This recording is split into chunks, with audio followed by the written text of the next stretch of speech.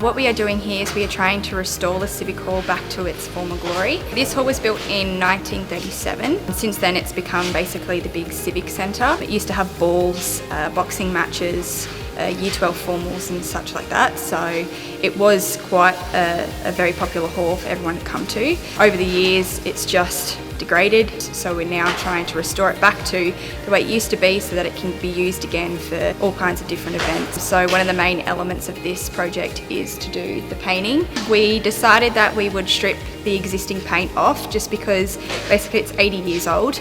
There'd been paint layers over paint layers over paint layers. The only problem with that was that the plaster is all horsehair plaster, both on the ceiling and on the walls, so it wasn't just an easy strip.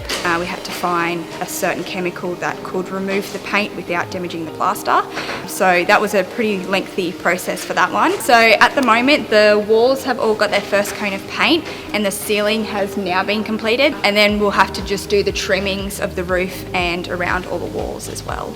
We did a lot of research to find out what paint that the hall was originally painted, and we noticed that there was quite a lot of different kind of blues. So with that we've then chosen a blue colour scheme to try and match it back to the way that it first was. All this work is scheduled to be completed by the 19th of October, and then from there we'll be able to open up the hall and have everyone back in. So this project was funded by the New South Wales Government Regional Cultural Fund. We applied for a grant back in 2018 and we were quite fortunate to be successful with that one.